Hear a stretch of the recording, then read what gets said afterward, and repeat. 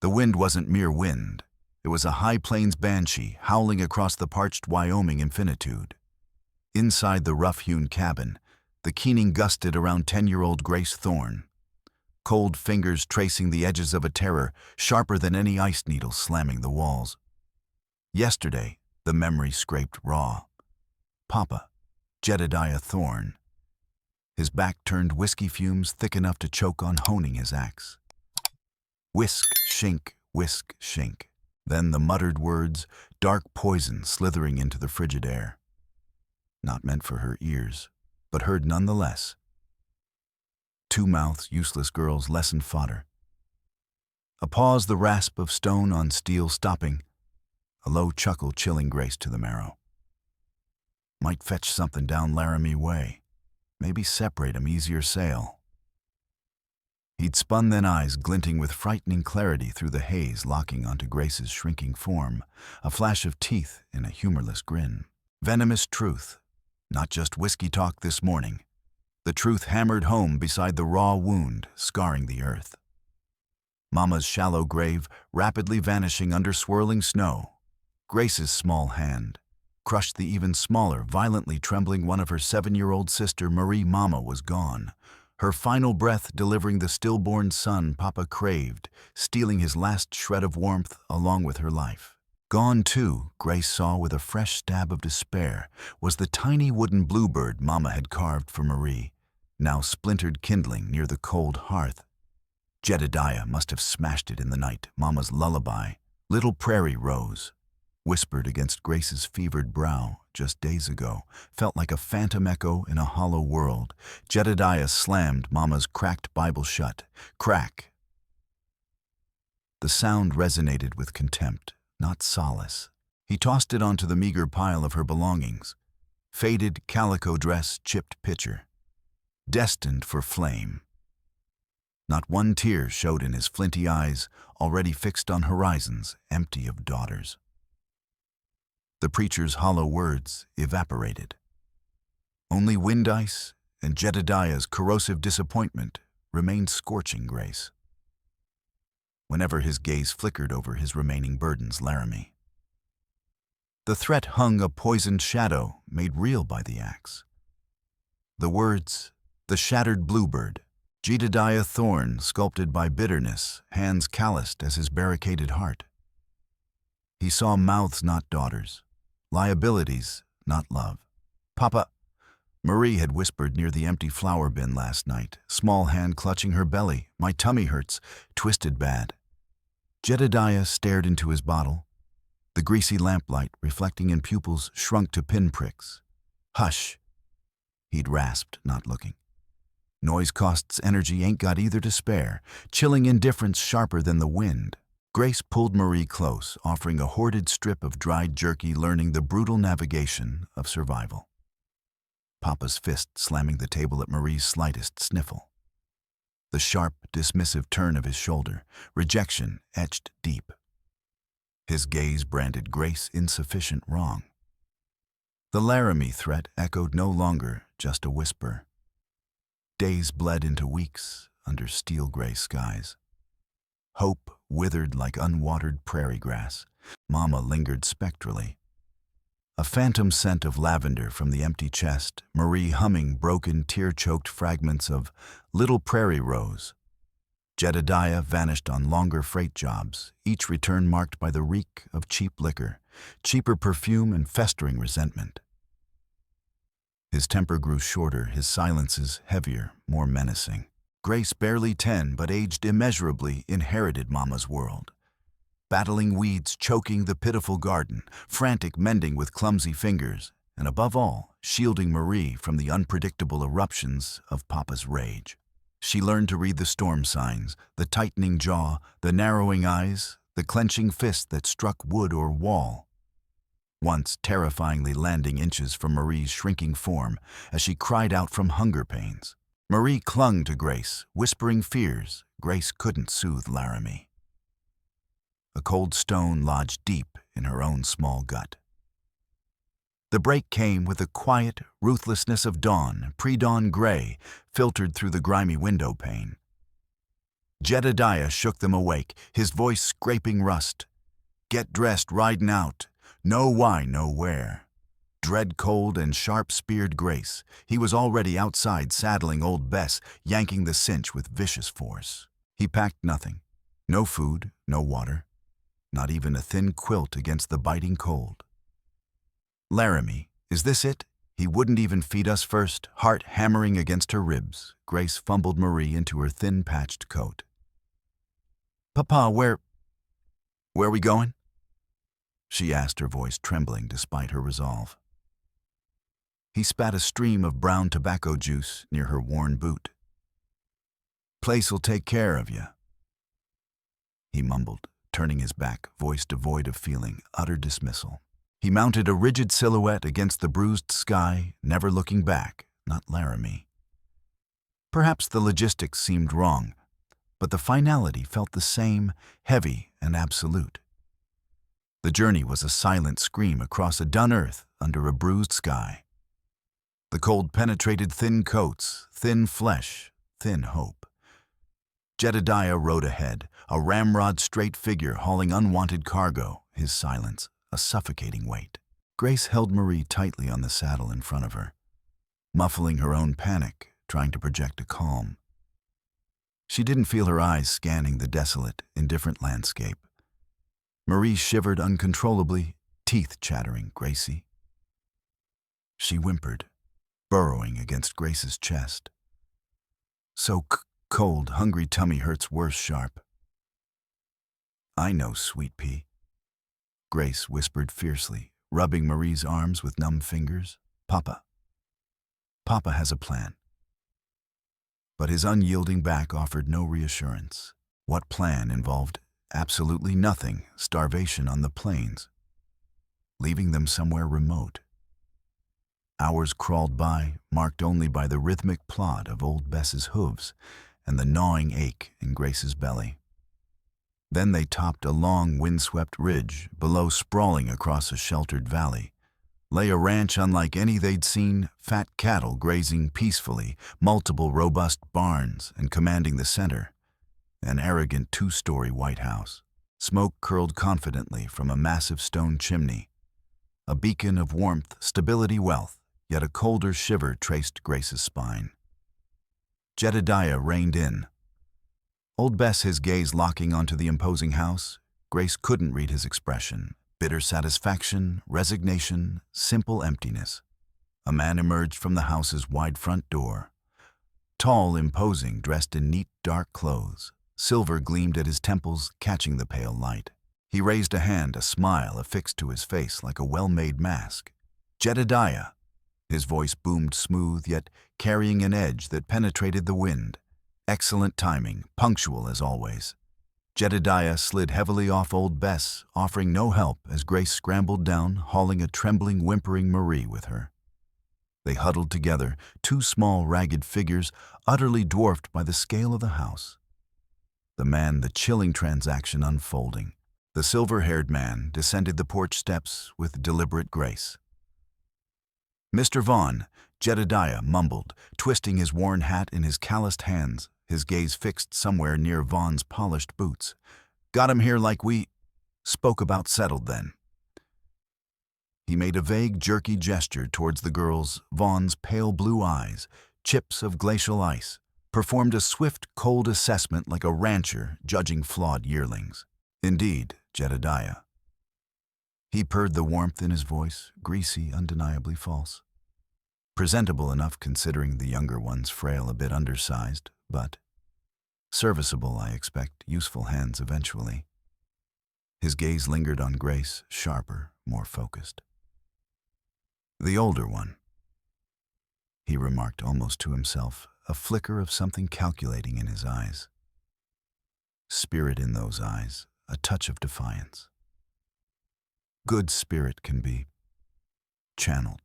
He produced a worn leather pouch, counted out silver coins, with a deliberate chime, chime, chime, then added several folded greenbacks with a crisp rustle.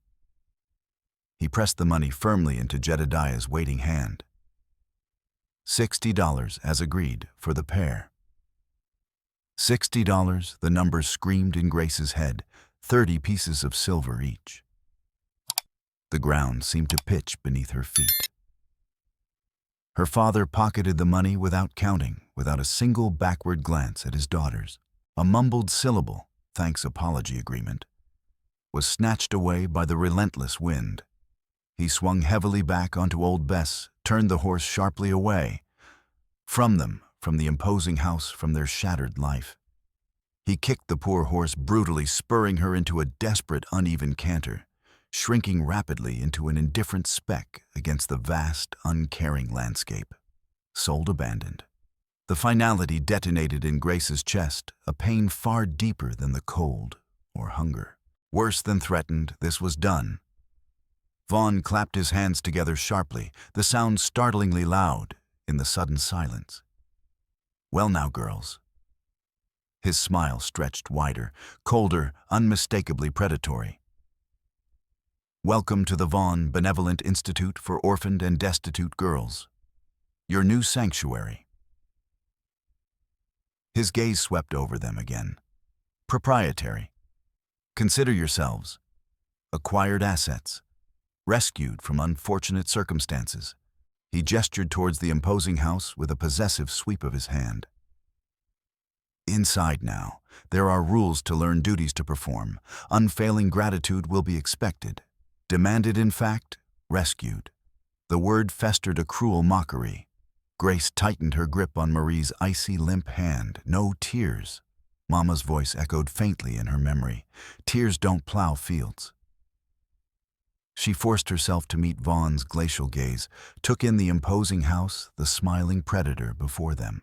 Obsidian resolve, cold and hard, settled within her. Watch, listen, learn, protect Marie, survive. She squeezed Marie's hand, a silent, fierce vow passing between them. The heavy oak door swung inward, revealing a shadowed hall. Vaughn ushered them forward into the stifling embrace of counterfeit charity. Their father's final desertion echoing sharp, clear, and unforgiving as the crack of breaking ice. The house oppressed. Heavy mahogany furniture and gleaming oak paneling drank the weak light filtering through tall, narrow windows. Thick carpets smothered sound, creating an unnatural hush. It smelled of beeswax, sharp lemon oil, and something else. Something insidious, lurking beneath a faint, sickly sweet medicinal odor. Like overripe fruit mixed with ether that prickled unpleasantly at Grace's nostrils. Vaughn recited expectations like a catechism discipline, gratitude, obedience, silence above all, ownership, not sanctuary. The words echoed hollowly in the opulent hall. A woman materialized from a side passage as if summoned, solid, square, and utterly forbidding. Mrs. Gable's slate chip eyes, cold and flat, appraised them with open disapproval. Without warning, she reached out and gave Marie's thin arm a sharp, painful pinch. Marie gasped, shrinking instantly behind Grace, tears welling. "Skinny." Gable declared flatly, her voice as starched as her severe gray dress. "Frail one. Needs fattening for proper service. Won't fetch decent placement fees, looking like half-starved strays." Vaughn shot her a subtle silencing glance. Gable sniffed dismissively. "Waste of space, the little one, if you ask me." "This one?" Vaughn indicated Grace, smoothly ignoring Gable's assessment. "Shows intelligence, moldable material. I shall train her personally for premier service. Appearance, manners, discretion. She will attend discreetly to our esteemed guests during their visits." His gaze slid dismissively over Marie, shivering behind Grace. "The little one is timid, prone to ailments, clearly best kept downstairs, less disruption."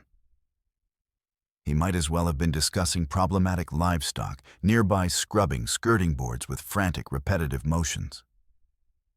Another girl, perhaps 15, with disturbingly vacant eyes, cast furtive, fearful glances towards Gable Sarah.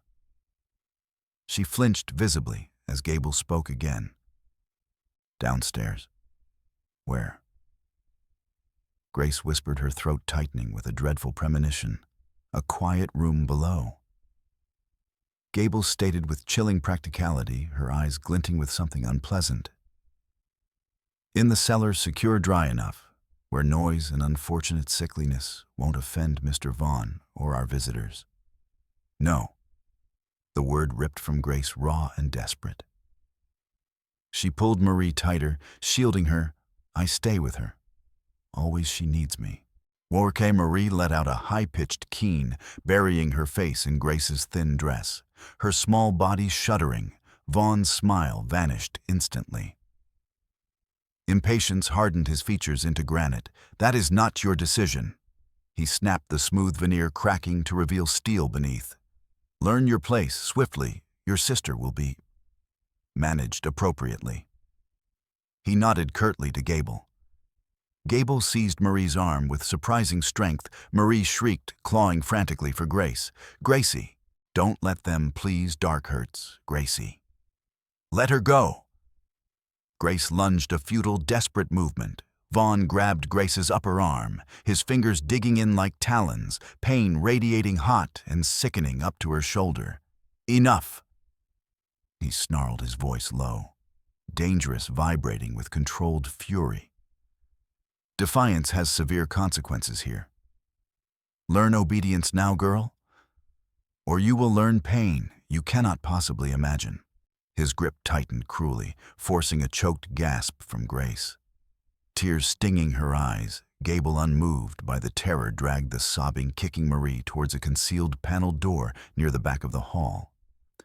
It swung open soundlessly on oiled hinges, revealing steep, narrow stairs plunging into absolute blackness. A stronger wave of the sickly sweet cloying odor wafted up from the depths.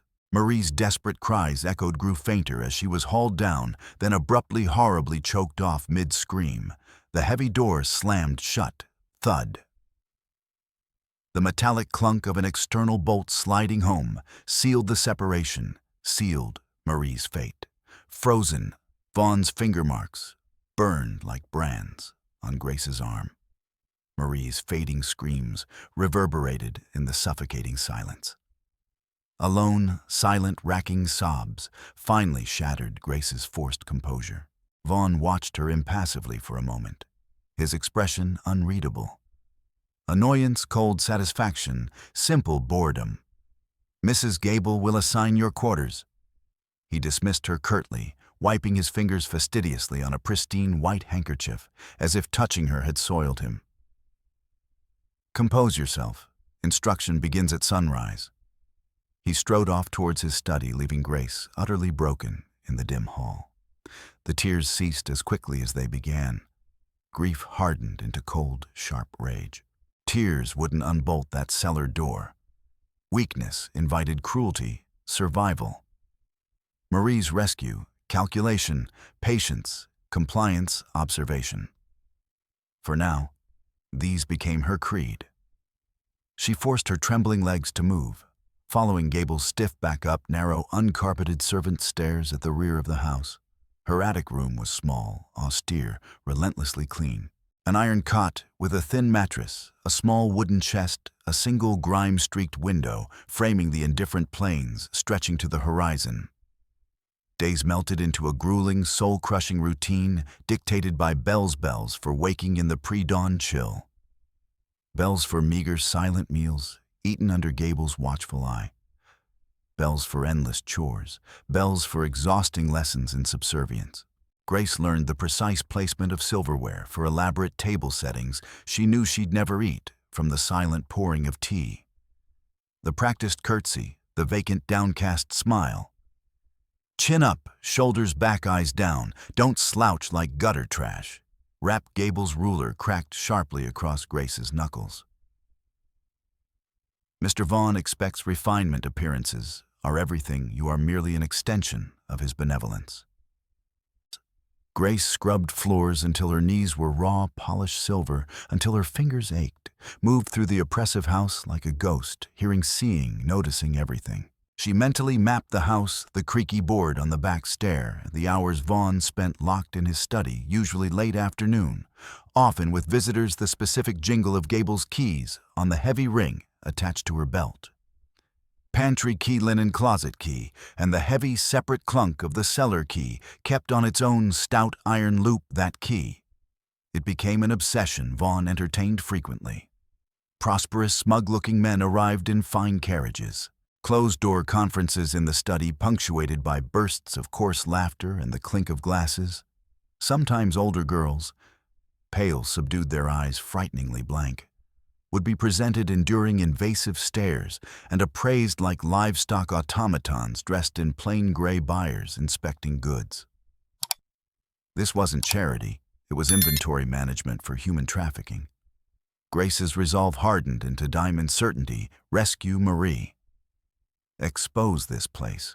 Burn it to the ground, if she had to. One afternoon, dusting the long upstairs hallway, Grace saw Sarah, the vacant-eyed older girl, whispering urgently to Mrs. Gable near the pantry door. Sarah glanced quickly towards Grace, then back at Gable, nodding vigorously at something Gable said. Gable dismissed Sarah with a curt nod and a thin, cruel smile directed fleetingly at Grace. Could Sarah be reporting on her spy, seeking favor, or simply broken by fear? Trust was a fragile, potentially fatal commodity in this house. Fear made people do desperate, ugly things. Grace forced herself to approach Gable later, near the kitchens, keeping her voice neutral, her eyes downcast as instructed. Mrs. Gable, is my sister, is Marie, all right? Mind your station, girl. Gable snapped, her voice sharp as broken glass. Concern yourself with polishing the silver, not coddling the sickly cellar brat. The less interest you show in matters below stairs, the better for your own prospects here. A veiled threat hung in the air. Weeks crawled by each day, and eternity. Grace grew bolder, desperate. She tried again, catching Gable near the back stairs as she returned from her daily cellar visit.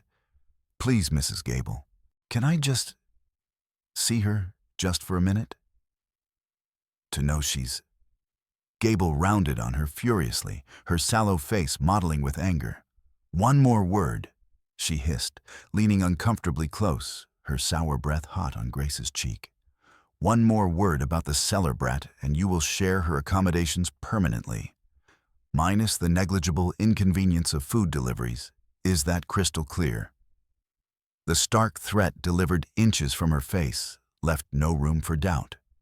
Silence forced compliance. The fear for Marie intensified a physical ache in Grace's chest. Late nights, when the house finally settled into its uneasy slumber, Grace crept barefoot down the cold back stairs, pressing her ear to the thick cellar door. She strained to hear something. Anything darkness through the keyhole. Sometimes a faint muffled whimper quickly stifled, or just the old house groaning under the wind. She risked sliding small crusts of stolen bread under the narrow gap at the bottom. Marie, it's Gracie. Are you there? Only silence answered, thick and terrifying. A chilling certainty formed. Something terrible was happening down there. Gable descended the cellar stairs once daily, precisely at mid-morning, carrying a small covered tray, returning minutes later with the bowl usually still nearly full. The sickly sweet medicinal smell clung more strongly to Gable's clothes after these visits, drugged, kept docile. Kept fading. Fear and fury coiled tight beneath Grace's mask of practiced obedience. Information became her obsession, her only weapon. Names dropped in conversation near the study, overheard fragments from visitors leaving Judge Abernathy, Reverend Blackwood, Congressman Davies. These names recurred frequent visitors, often coinciding with the hushed arrivals or sudden departures of other girls' buyers. Vaughn kept thick, leather-bound ledgers locked securely in a reinforced bottom drawer of his massive mahogany desk. The key to that drawer, small, ornate on a silver ring, that Vaughn almost always carried in his waistcoat pocket.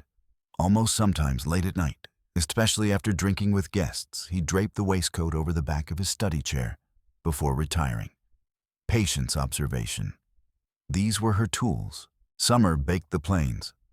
Autumn brought a sharper wind rattling the windows. Grace grew taller, leaner. Her watchful stillness beginning to unnerve Gable. who watched her with increasing suspicion. Vaughn barely seemed to register her presence, except as furniture that moved. But Grace watched him, listened, learned, waited for an opening. Unexpectedly, potential help arrived in the form of a lean man, riding a tough-looking Mustang, Wakan Talon seeking work as a stable hand.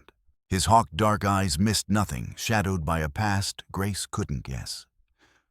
A quiet competence emanated from him, a stark contrast to the loud brutality of Vaughn's other enforcer, Silas. His Lakota heritage was clear in his features and bearing. Vaughn hired him, likely deeming him simple disposable labor, and cheap at that. Grace observed Wakan cautiously. He worked tirelessly, efficiently with the horses. He spoke little, but his gaze wasn't idle. It constantly swept the complex, the barns, the fences, the main house, Vaughn himself, the carriages of visitors. There was a sharp focus behind his quiet demeanor. Was he searching for something or someone? Then doubt flared sharp and cold, sweeping the front porch one afternoon, hidden partly by a pillar. She saw Wakan talking quietly near the stables with Silas. Vaughn's known brutalizer, a thick-set man with dead eyes and knuckles like knotted rope. The exchange seemed almost familiar. Relaxed, even. Silas clapped Wakan on the shoulder before striding off towards the bunkhouse. What business could they have? Could Talon be compromised? A casual comment overheard from another ranch hand drifted back to her. Wakan had worked breaking horses near Laramie earlier that year, near ranches known for shady dealings, troubling connections. Just as despair threatened to solidify her suspicion, the Whisper network yielded something crucial, delivered inadvertently. Sarah, perhaps currying favor, or perhaps genuinely resentful of Gable, complained loudly. Loud enough for Grace, mending linens nearby, to clearly overhear to another older girl that Gable was becoming agitated about the new Lakota hand. Wakan, always poking around, asking too many subtle questions about past girls who had left suddenly or been placed with distant relatives. And critically, Sarah whispered with a shiver, Wakan had worked briefly at a horse-breaking outfit linked tangentially to Vaughn's Laramie acquisitions. Months before Vaughn had established his institute here. It was a ranch from which a young Lakota girl had vanished without a trace around that time. His cousin's daughter, Wanaka, shining fawn Wakan, wasn't complicit. He was driven by guilt and a desperate quest. His quiet demeanor wasn't ignorance. It was calculated observation, possibly shadowed by a past helplessness he was determined not to repeat. He was looking for answers, for justice for Wanaka. His brief, seemingly casual talk with Silas wasn't collusion. It was high-stakes reconnaissance, gathering intel while trying not to reveal his own purpose. Maybe even seeing if Silas remembered him from the Laramie area. The conflicting evidence clicked into place. Days later, a shared glance confirmed it. Wakan was positioned near the house, ostensibly examining loose siding on the stable wall. Perfectly placed as Mrs. Gable emerged from the slanted cellar entrance, set into the ground some yards away, securing the heavy padlock. Their eyes met across the dusty yard, not indifference, but a startling flash of shared recognition. A mutual understanding of the wrongness radiating from that heavy bolted door. He knew. He suspected what it hid. Trust felt terrifying, a dangerous leap into the unknown. But it might be their only chance. 3 agonizing days later, the decision was forced upon her. Gable, unusually flustered after a tense, low-voiced argument with Vaughn in the hall, delayed inventory, unforeseen complications, unwelcome scrutiny from Cheyenne. Must expedite. Sent Grace abruptly to the stables with deliberately muddled instructions about fetching liniment. Wakan was alone inside, repairing a bridle, the scent of leather and horses, a welcome respite from the house. Now it has to be now.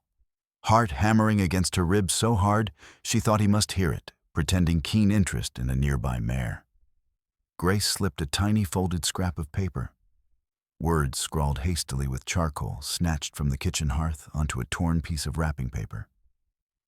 Between the leather strips of the bridle he wasn't working on, cellar girl alive, drugged. Need help. Pig shed fire, midnight distraction, danger. A desperate gamble. Would he understand the crude message? Would he care enough? Was Sarah's earlier complaint part of a setup orchestrated by Gable?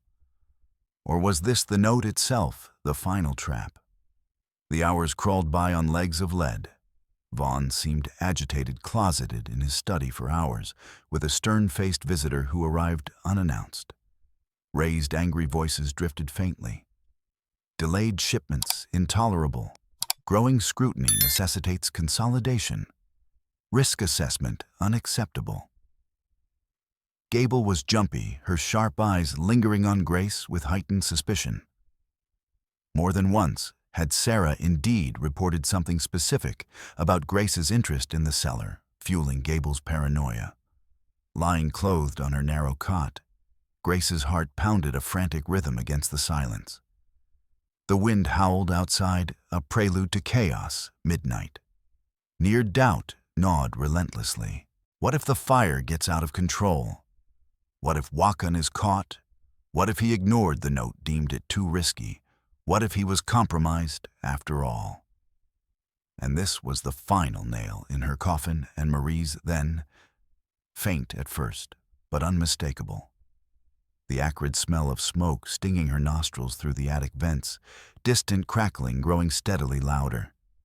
Panicked shouts erupted from below. Closer now. Fire, fire, pig. Sheds alight, going up fast, buckets. Move, you idiots, move. Boots hammered on floorboards. Doors banged open and shut. Chaos reigned. He understood he acted, or the trap has been sprung and there was no turning back now. Silent bare feet, on the familiar back stairs, muscles tense. Navigating the dark, smoke-tinged house by instinct. Born of endless chores, target the locked study. A quick glance out a hallway window confirmed it. An angry orange glow pulsed towards the pig sheds, reflecting off the panicked faces below. Smoke thicker now choked the air, stinging her eyes. Reaching the main hall landing, she froze. Vaughn burst from his study, shouting orders, his face a mask of fury. He stormed towards the front door, bellowing into the chaos outside, momentarily obscuring Grace's view of the study door he'd left slightly ajar in his haste.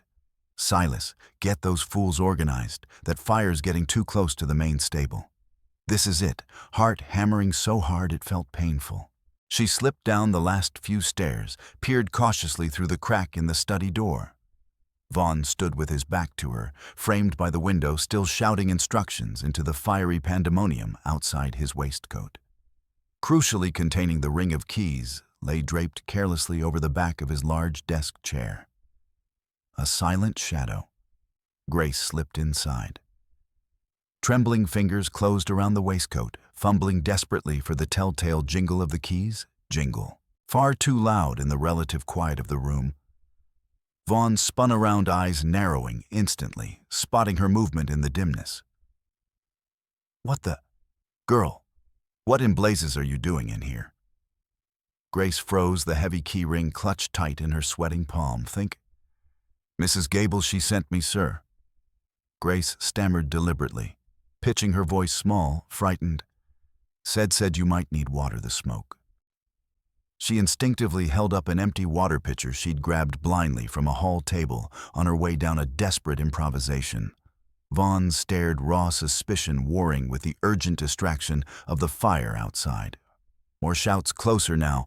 Useless girl. Mrs. Gable's sharp voice cut in suddenly from the study doorway. Grace jumped violently. Gable had approached with unnerving silence, her eyes immediately locking onto Grace with laser focus. Mr. Vaughn is extremely busy. What are you truly doing, skulking around in here? Her tone dripped suspicion. She knew Grace was lying. Just water. Grace faltered, clutching the pitcher. Get out, both of you. Vaughn snarled, already turning back to the window, dismissing them equally. Tell Gable to manage the chaos outside, not hover in here uselessly. Gable shot Grace a glare, filled with daggers, clearly unconvinced, but compelled to obey Vaughn's direct order. She turned and stalked away towards the main entrance. Heart pounding like a drum against her ribs, Grace backed out, slowly melting into the smoky shadows of the hallway, the vital keys clutched unseen against her side. She reached the heavy desk, her fingers flying to the reinforced bottom drawer she'd studied countless times, the small, ornate silver key, memorized through intense observation. Click. The lock yielded. Inside lay the thick ledgers, along with a bulky, sealed manila envelope she hadn't anticipated. Swiftly, she scooped both ledgers and the envelope into the rough pillowcase she'd hidden under her thin mattress earlier. She relocked the drawer with trembling hands. Now the terrifying part: return the keys before Gable voiced her certain suspicions or Vaughn somehow noticed their absence amidst the chaos. She crept back to the study door, peeking in. Vaughn wasn't there. Panic surged. Had he taken the waistcoat? No. He stormed back into the room from the hall, nearly colliding with Grace, hiding just outside. He snatched a slim accounts book from the top of the desk. "Damn fool idiots," he cursed. "Forgot the current accounts. Critical meeting in Cheyenne tomorrow." He rushed back out towards the front door again, completely oblivious to the small figure concealed by smoke and shadow. Grace darted in, heart leaping, replaced the keys in the waistcoat pocket on the chair, and melted back into the smoky chaos of the hall. Pantry bolt screeched as she drew it back from the inside. She slipped out into the cool, smoke-filled night air. The pig shed was fully ablaze now, flames leaping high, painting the entire yard in demonic, shifting shades of orange and black. The bucket brigade was ragged, disorganized, ineffective. Vaughn included bellowing orders that went largely unheeded in the panic. Perfect cover, Grace scanned frantically near the shadowy cellar entrance. Panic flared anew. Where was Joaquin? Had he failed? Been captured then? Movement. A figure emerged from the dense shadows right beside the cellar door. Joaquin. He was carrying a small, limp form, bundled carefully in a dark blanket. Marie alive. Grace stumbled forward, a choked cry escaping her lips. But wait. Two more shadows detached menacingly from the deeper darkness near the now threatened stable. Silas and another burly ranch hand Grace recognized. They were positioned, deliberately blocking Joaquin's path away from the cellar. Were they watching Joaquin all along? Had Silas laid a trap after their earlier conversation? Nauseating fear washed over Grace again. Joaquin lowered Marie gently to the ground, turning smoothly to face the threat, and the fight was brief. Brutal, illuminated by the flickering firelight. Grunts, the sickening thud of fists meeting flesh. Joaquin moved like smoke and shadow, incredibly fast, dodging a clumsy swing from Silas. A knife flashed briefly in the hellish light. Silas crumpled with a strangled groan, clutching his arm, blood welling dark between his fingers. The other ranch hand hesitated, eyes wide at the unexpected speed, the blade, the sudden ferocity. He glanced towards the growing chaos as flames began to lick the main stable hayloft, then backed away fast, shouting hoarsely, "Silas is down. He's got the girl Vaughn over here." Joaquin instantly scooped Marie back up. He had fought for them. The relief was potent, almost dizzying. Grace ran stumbling on the uneven ground. Marie is she. She reached out, touched Marie's terrifyingly cold cheek. Joaquin turned his face stark grim in the firelight. Alive. He rasped, his voice strained, drugged heavily, the way they prepare some for transport, maybe, or the difficult ones. He glanced towards the renewed shouts near the stable. Need to go now. Flames were erupting from the stable roof, now sparks showered down like deadly rain. The diversion was spiraling into a potential disaster. Grace reached instinctively for Marie. Felt the alarmingly shallow rise and fall of her chest. Yes, go quickly. Horses. Joaquin grunted, already moving swiftly, melting into the deeper darkness, away from the fire's glare. Tethered west fence line beyond the cottonwoods. Can you keep up carrying this? He nodded towards the bulky pillowcase Grace clutched. Grace gripped the pillowcase, the ledgers, a heavy, damning weight. I can. She replied, her thin voice laced with desperate determination. I will. They moved low, using the chaos and the deep shadows along the western edge of the ranch complex. The frantic sounds of the fire and shouting began to fade behind them, replaced by their own harsh breathing and the dry rustle of wind in the prairie grass. Joaquin moved with uncanny speed and silence, even carrying Marie's limp weight. Grace's lungs burned, her legs screamed in protest. But she kept pace, propelled by sheer terror and love for her sister hoofbeats. Urgent, frantic pounding from the direction of the ranch. Closing fast, the alarm had been raised sooner than hoped. Silas, or the other hand, had alerted Vaughn quickly. 3 riders burst over a nearby ridge, dark silhouettes against the hellish orange glow of the spreading fire behind them. Faster, Joaquin urged, breaking into a near run. They reached the skeletal stand of cottonwoods, just as the sounds of pursuit grew sickeningly close. 2 Mustangs stood waiting, tethered patiently in the gloom. Joaquin swiftly transferred Marie's dead weight into Grace's arms, the unexpected burden nearly staggering her. He swung onto one horse bareback with fluid grace, then reached down, pulling Marie effortlessly across his lap. He hauled Grace up roughly behind him onto the horse's rump. Hold tight to me and to her. Don't let go whatever happens. He urged the horse into a powerful ground-eating lope, heading west, plunging deeper into the concealing darkness. Behind them, the receding glow of the fire and the relentless pounding of 3 sets of hooves closing the distance, hounds after quarry. Grace clung desperately to Joaquin's back, with one arm, her other arm, wrapped protectively around Marie's terrifyingly still form. The heavy pillowcase clutched precariously under that same arm. Marie's shallow breaths were faint against her cheek. Suddenly, Joaquin veered sharply left, angling towards a dark gash in the landscape ahead. A deep, narrow ravine, spanned by a rickety-looking wooden bridge, visibly damaged by storms or neglect. They know the main trails. Joaquin shouted over the wind, and the horses' straining breaths. This way is faster, riskier. Hold on. The pursuers were closing maybe 50 yards behind now. Shouts carried on the wind, a gunshot cracked. The bullet whizzed past Grace's ear with a terrifyingly intimate zip. She flinched violently, pressing closer to Joaquin. They hit the bridge at a near gallop. Timbers groaned ominously, shifting under the horse's weight. Halfway across, crack, a rotten plank shattered beneath the horse's rear hoof. The animal screamed in pain and terror, stumbling badly, lurching sideways, nearly pitching them all into the blackness below. Grace cried out, clutching frantically at Joaquin.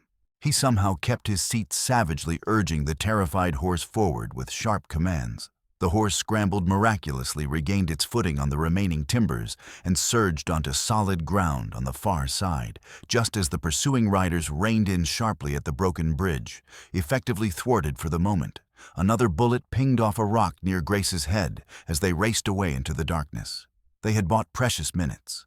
The ride became a relentless nightmare through suffocating blackness. Joaquin navigated by stars, barely visible through gathering clouds, by instinct, by an intimate knowledge of the land. He pushed the horses hard, changing direction frequently, using shadowed draws and thickets of sagebrush for cover.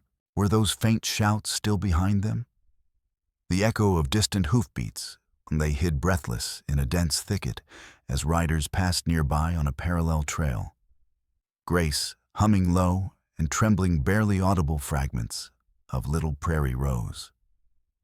A desperate prayer against the suffocating fear. Marie stirred a soft sigh escaping her lips, but didn't wake. Joaquin remained stoic, focused, his senses scanning the darkness. A bruised gray dawn finally bled into the eastern sky. They took refuge in a hidden twisting arroyo, screened by dormant willows alongside a sluggish, icy trickle of water. They slid off the horses' muscles, screaming protest joints, stiff with cold and exhaustion. Joaquin built a tiny shielded fire, using skills Grace could only marvel at. Grace managed to coax a few sips of icy water between Marie's cracked, pale lips. Marie's eyelids fluttered weakly. Brief, confused recognition flickered.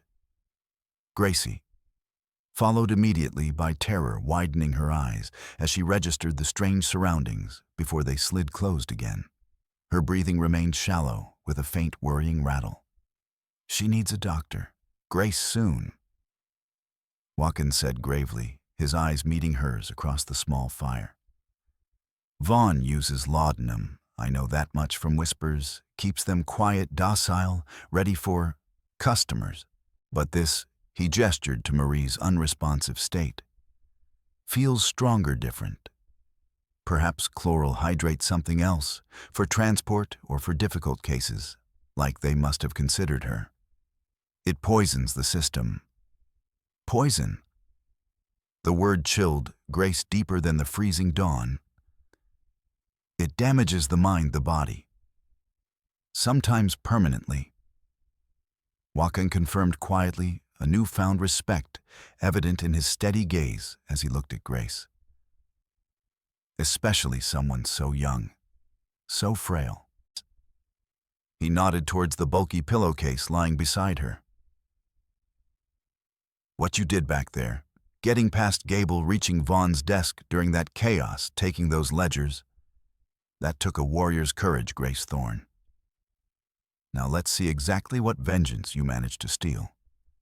Carefully, they spread the contents of the pillowcase on a flat, cold rock, 2 thick ledgers, and the sealed manila envelope. The ledgers were horrifying. Page after meticulous page of names, often initials or cryptic codes. Dates, sums of money listed under chilling euphemisms, placement fees, generous donations, guardianship transfers, relocation services, Abernathy, Blackwood, Davies. The names Grace had overheard appeared repeatedly linked to arrival dates or coded departures. It was a ledger of human trafficking masked as meticulous bookkeeping. Grace's trembling fingers opened the manila envelope. Inside were stiff group portraits. Lines of girls in identical drab dresses, their eyes vacant, hollowed out. There were also candid snapshots, more disturbing. Judge Abernathy, smiling casually on the institute porch, a pale, terrified older girl standing rigidly near his shoulder. Reverend Blackwood with an arm draped possessively around the slumped shoulders of a vacant-eyed teenage girl. Congressman Davies raising a toast, a fragile, clearly prepubescent girl, standing stiffly beside his chair, her eyes screaming silently, and smaller individual portraits, likely used for selection by clients.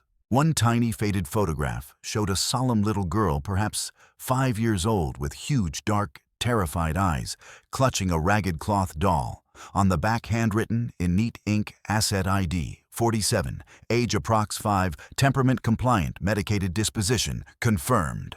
J. Abernathy Initiative. Final payment, Rext 8/12/75. Grace felt bile rise in her throat. A 5-year-old girl sold, confirmed, to Judge Abernathy. The Reverend the Congressman participating, smiling. Tucked deeper within the envelope was a folded document detailing coded, discrete overseas placements. Lists of initials matched with locations: Valparaiso, London, Marseille, Buenos Aires. This was a sophisticated international network, and Gable A. scrawled note mentioned Gable Liaison, Secure Transport, SM Arrangements. Her role was deeper, more sinister. Great Spirit protect us. Watkins breathed, his usual stoicism cracking. The corruption, it runs deeper, higher than I even feared. This is a cabal connected, protected across the territory, maybe beyond. He looked directly at Grace, his dark eyes filled with grim understanding. My cousin's daughter, Wanaksha. Shining Fawn. She vanished near Laramie 6 months back, from near the breaking outfit where I worked briefly. Whispers, rumors, they pointed vaguely towards Vaughn's known associate, Silas. That man, Silas, known near Laramie simply as an arranger, specialized in making runaways, witnesses, troublesome girls.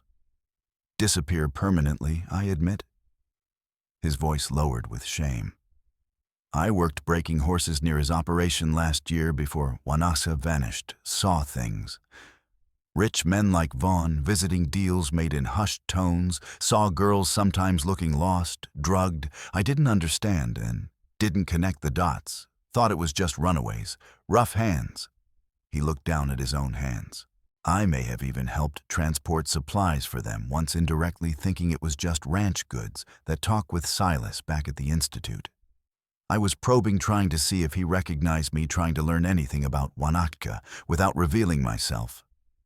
Trying to confirm my suspicions about this place before I acted on your note, shame. He repeated, his voice thick with self-recrimination. That I didn't see the whole truth sooner.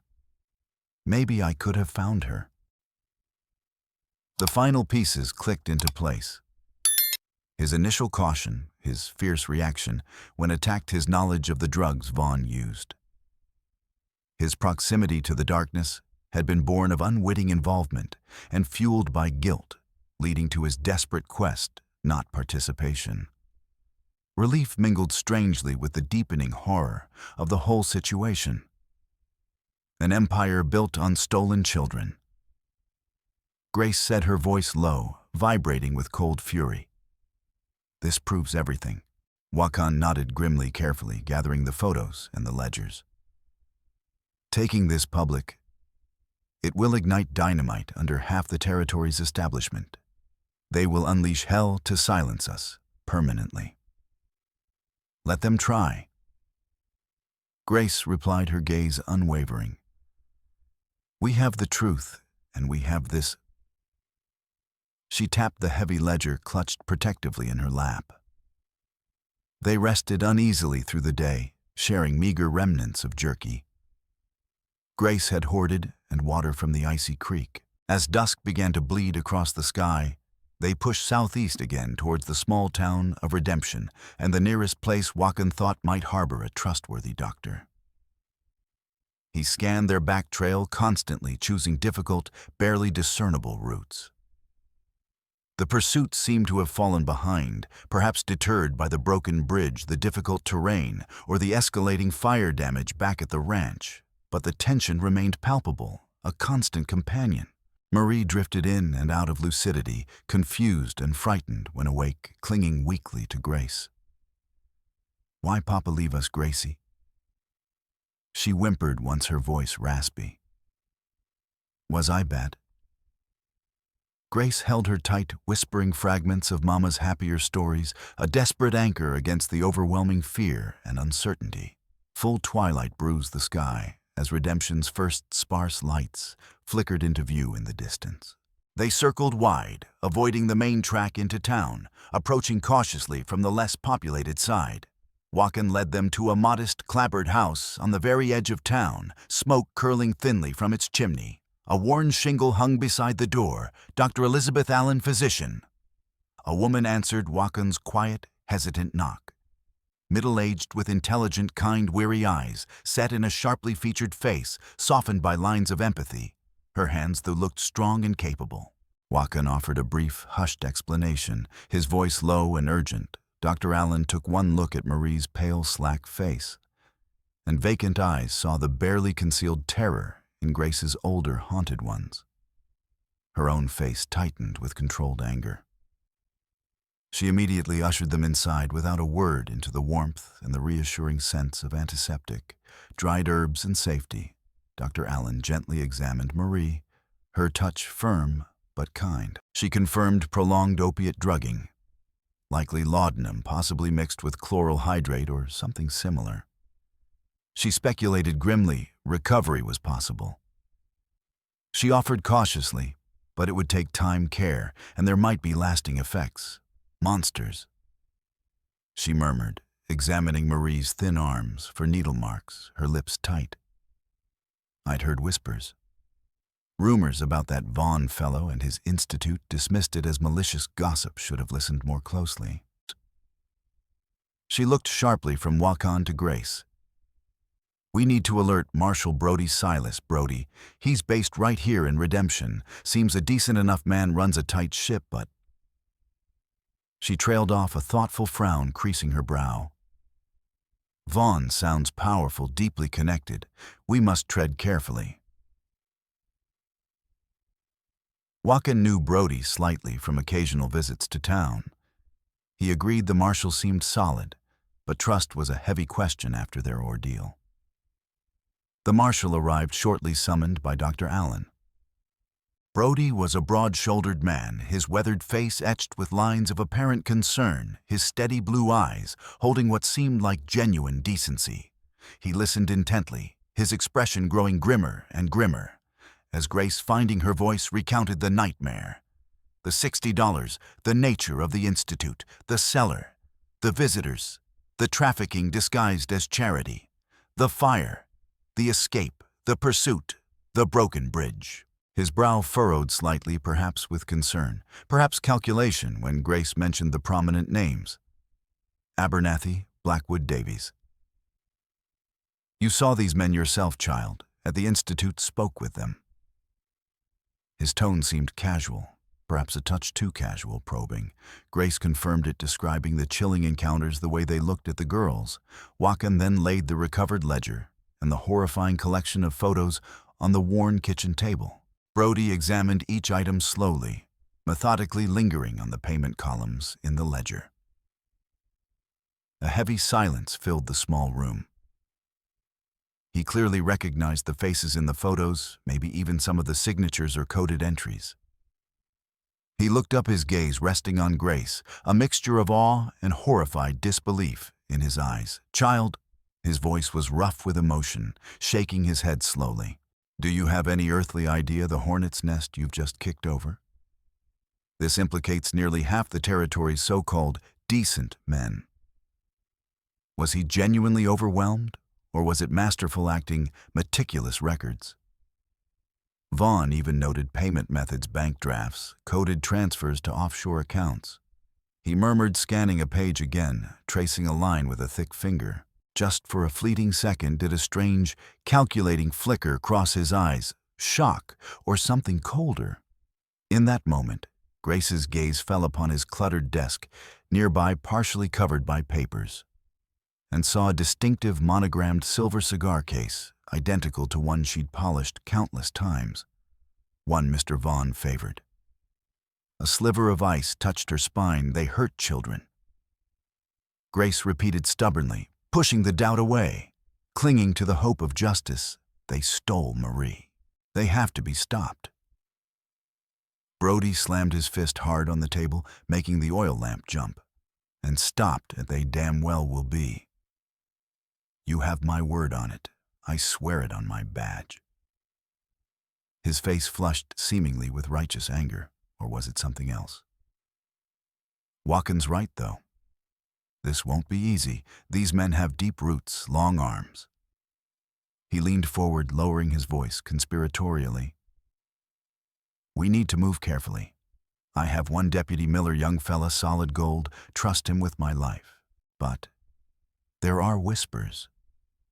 Vaughn has informants everywhere, possibly even within the Territorial Marshal's office itself. We can't risk official channels just yet. He seemed genuinely troubled, wrestling with the implications. What exactly did Vaughn discuss with that visitor before the fire shipment's complications, scrutiny from Cheyenne? Grace relayed the fragments she'd overheard. Brody nodded grimly. Fit some ugly rumors I've been hearing. His eyes narrowed again. Best course is to leak copies of these pages directly to Judge Harrison up in Cheyenne, hard as nails, known to be incorruptible. We bypass everyone else, you girls. His gaze softened, almost convincingly. Need a real sanctuary, a safe place. He looked pointedly at Walken. You too, you're a marked man now for what you've done. He carefully, almost possessively gathered the ledger and photos. I'll keep these locked tight in my office, safe tonight. Miller and I will start making careful copies first thing in the morning. He seemed utterly resolute, trustworthy. A fragile hope ignited in Grace's chest, but the cigar case, the lingering doubt, refused to die. Deep hours before dawn, sleep refused to come. Grace slipped quietly from the pallet Dr. Allen had made for her, needing water, needing to move. passing the small front room Brody was using as a temporary office. She heard low voices. Brody's distinctive rumble and another, smoother, colder voice she didn't recognize. Sharp unease prickled her skin. The fleeting doubt about Brody, his slightly too keen interest in the payment details, the cigar case, his swift control of the evidence, resurfaced with chilling force. Heart pounding, she crept closer, pressing her ear to the thin wood of the door, absolutely certain the Lakota hasn't contacted anyone else, or made other copies. The smooth, unfamiliar voice inquired low and menacing. Positive. Brody replied, his voice flat, all business, the earlier righteous emotion completely gone. Came straight here, trusts me implicitly. The girl spilled everything. Ledger's damning, got everything Vaughn needed recovered, including confirmations of Abernathy's specific payments, detailed travel logs, just like you said he kept them. A cold snake slithered down Grace's spine, everything Vaughn needed recovered. Not evidence against Vaughn, but evidence for Vaughn. Excellent. The smooth voice purred, dripping satisfaction.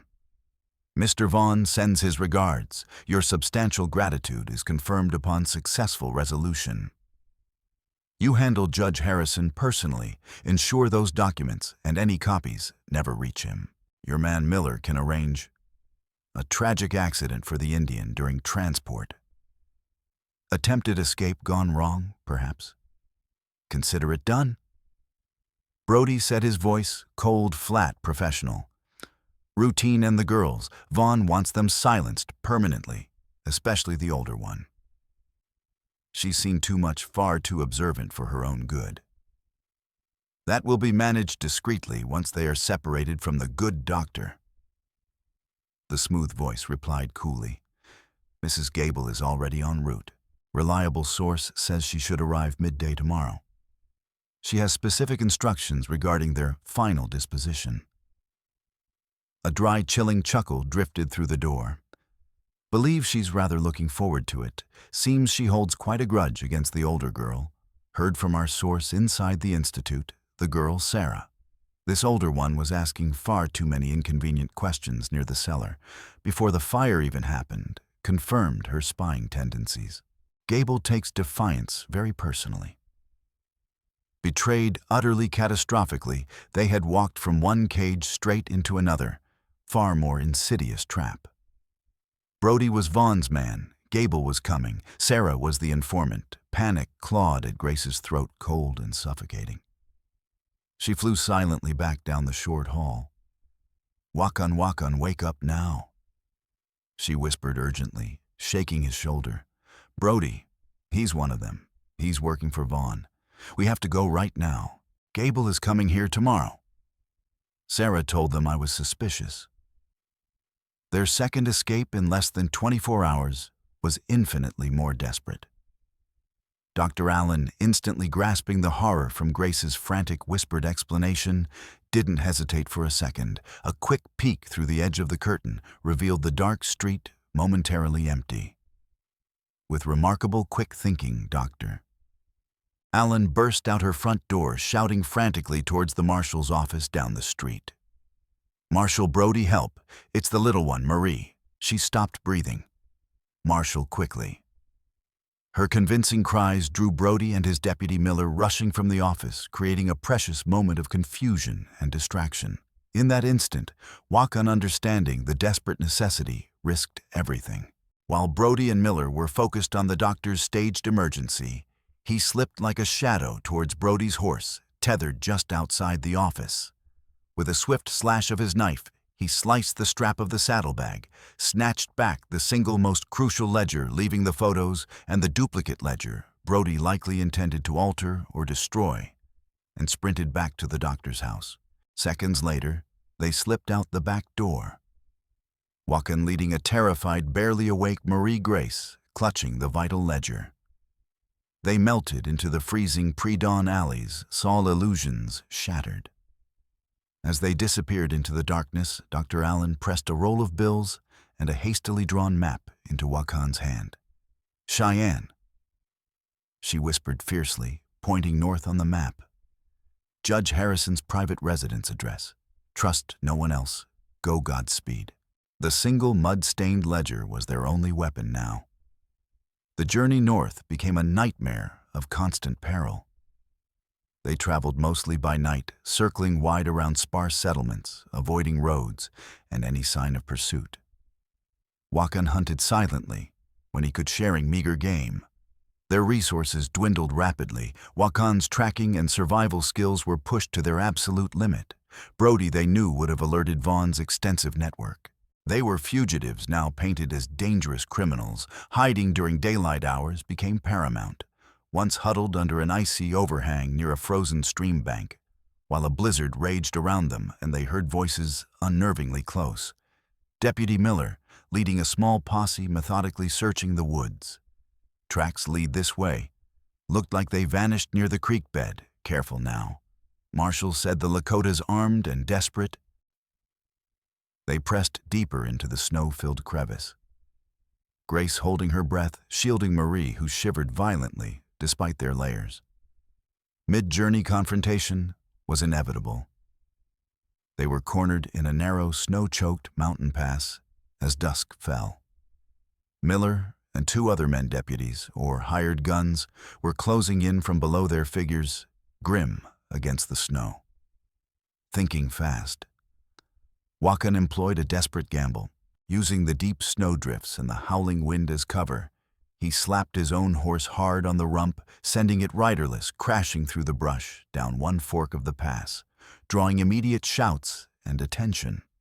While Miller and his men reacted to the decoy, Wakan, Grace, and Marie scrambled frantically up a treacherous icy slope leading out the other side of the pass. Miller, realizing the trick, fired twice, the shots ricocheting dangerously close off the rock face just above their heads before they slipped over the ridge into the blowing snow, vanishing into the whiteout just as the posse arrived below, momentarily confused by the tracks and the riderless horse. Propelled by sheer will, desperation, and dwindling money, they finally reached the windswept outskirts of Cheyenne days later. Exhausted, freezing, near starvation, but alive, and still in possession of the ledger. Judge Isaac Harrison was stern, intimidating, his eyes piercing, known for sniffing out falsehood. He occupied a sparsely furnished office, buzzing with territorial business. He was initially deeply skeptical, already primed by carefully planted rumors wired ahead by Marshal Brody about dangerous fugitives, suspected murderers, and arsonists wanted for the fire at the Vaughn Institute. What swayed him was Marie's palpable residual terror, Grace's unwavering conviction as she recounted Brody's specific betrayal. He wanted the payment details confirmed. For Vaughn, Judge, he said Mrs. Gable was coming for us. He had Vaughn's cigar case, and crucially, the presentation of the single mud-stained ledger itself. Brody had failed to retrieve the original. Its pages contained enough damning proof, enough prominent names Harrison recognized with growing fury to ignite the judge's legendary righteous anger. He recognized Vaughn's meticulous handwriting, cross-referenced dates with known donations or adoptions, and saw the chilling patterns emerge. His clerk, Grace, noted with a flicker of unease, seemed unusually nervous during their arrival, trying subtly to delay their access to the judge. But Harrison impatiently waved him off. The investigation, driven personally by Harrison's cold fury and shielded by absolute secrecy, moved with surprising swiftness. Bypassing compromised local and territorial channels, Harrison coordinated a secret, multi-pronged raid on the Vaughn Ranch, using trusted federal marshals brought in quietly from outside the territory. They found the horrifying cellar, scrubbed clean recently, but stained indelibly by traces forensics would later analyze. Hidden attic compartments yielded 3 more terrified, malnourished girls, their whispered stories chillingly corroborating Grace's account. Vaughn himself was apprehended days later in a Cheyenne hotel, arrogantly strategizing with Congressman Davies's chief aide. His bluster quickly crumbled under Harrison's direct, unblinking interrogation. The news detonated across the territory and beyond Vaughn, the supposed philanthropist unmasked as a monster. Even the partial client list hinted at in early reports shocked society to its core. Denials flew, threats were made, high-priced lawyers maneuvered frantically. Davies cried political assassination. Abernathy publicly mourned his tragically misguided attempts at guardianship. Reverend Blackwood preached fire and brimstone against the liars and accusers from his pulpit, even as his congregation dwindled. Marshal Silas Brody, deeply implicated by the ledger and Watkins' testimony, attempted to flee south towards Mexico, but was apprehended near the border by Harrison's federal agents, incriminating copied ledger pages detailing his payoffs found hidden in his saddlebags. Deputy Miller simply vanished without a trace. Sarah, the informant girl, was taken into protective custody. Her minor role acknowledged her testimony, painting a picture of coercion and terror under Gable.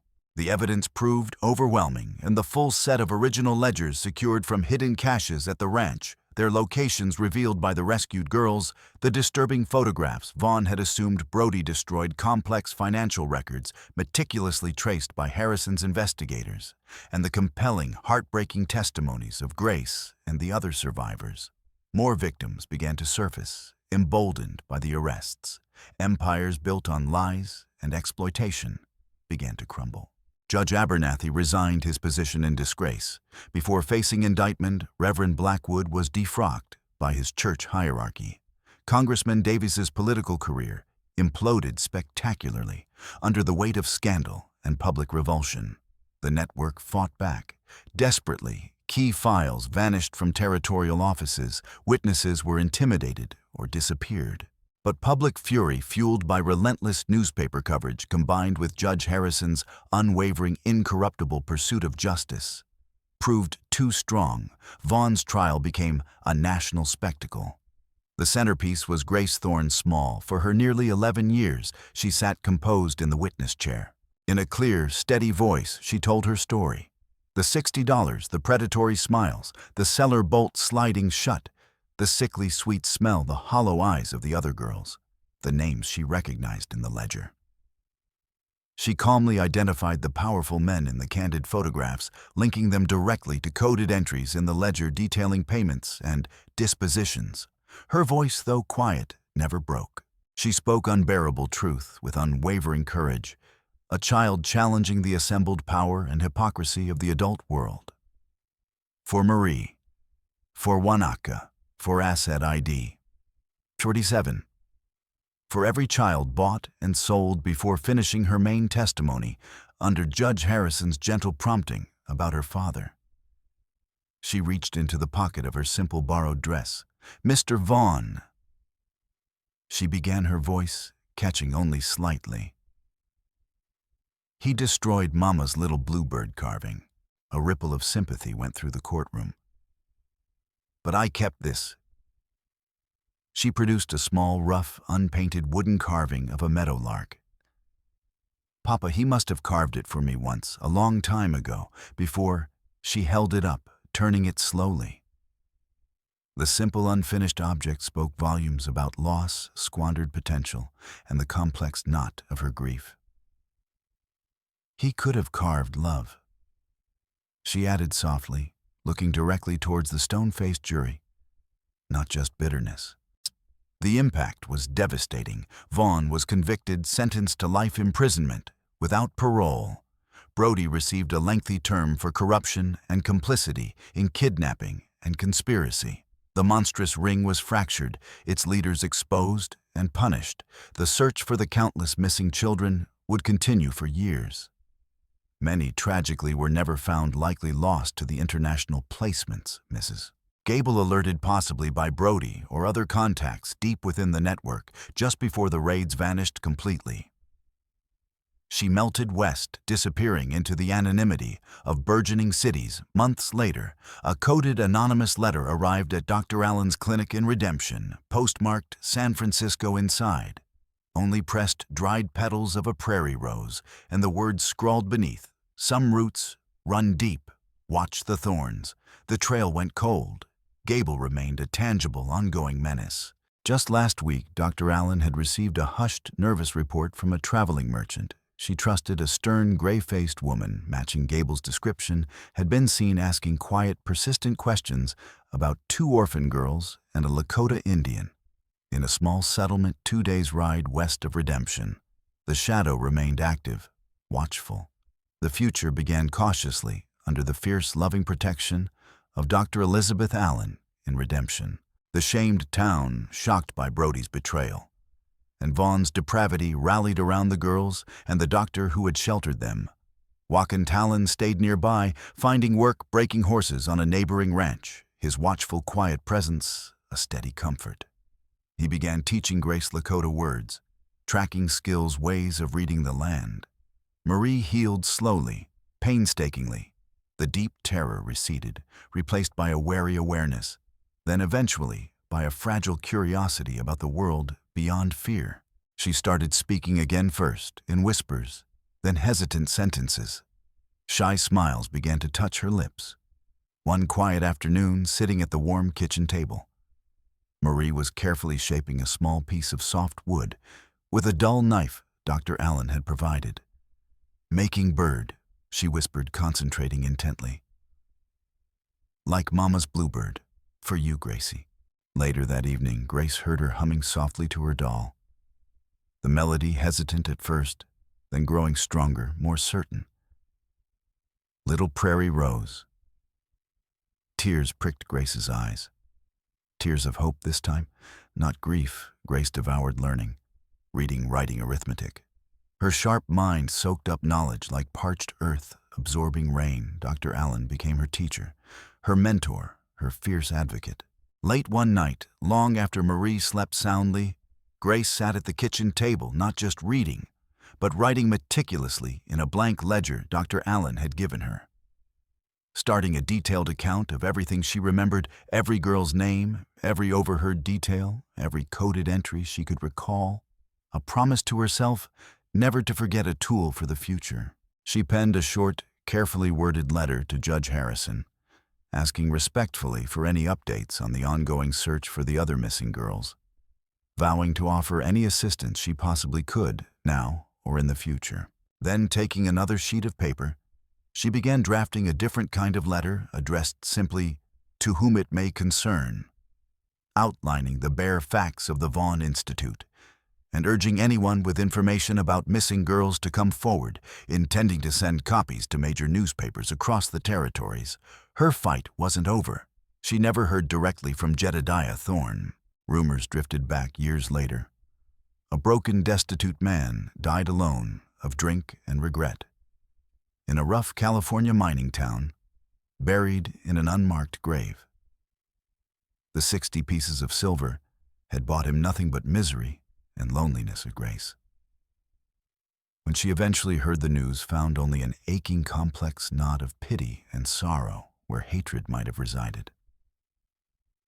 The girl sold for less than horse fodder had brought down giants, not because she sought to be a giant slayer, but because she fought for safety, for reunion, for her sister. Forged in cruelty, honed by necessity, armed with observation, patience, and the devastating power of speaking unbearable truth, Grace Thorne was far more than a survivor. Standing under the vast Wyoming sky, months later near Dr. Allen's protective house, no longer chattel, no longer defined solely by trauma, she held Marie's hand, felt the returning warmth in her sister's small fingers, felt the answering squeeze. Marie looked up, her face alive with newfound interest, pointing excitedly towards a nearby fence post. A real meadowlark, bright and vibrant, perched there, trilling its clear, defiant song against the immense silence of the plains. Marie offered Grace a small, hesitant but genuine, spontaneous smile. The first truly joyful one Grace had seen since Mama died. "A bird can fly away, Gracie," Marie whispered, her eyes shining. The wind swept restlessly across the land, its mournful echoes mingling now with the resilient scent of sagebrush and warm earth. A fragile, tenacious promise of healing was beginning, precious and vulnerable, as the first green shoots pushing through thawing earth after a brutal winter. The fight was not entirely finished. Gable remained a shadow, a chilling reminder in pressed flower petals and nervous merchant reports, the deepest tendrils of Vaughn's network, perhaps never fully severed. But here, in Redemption, sheltered by loyal allies, bound by love and fierce resilience. They had found a safe harbor. A true beginning rested courageously from the very heart of despair.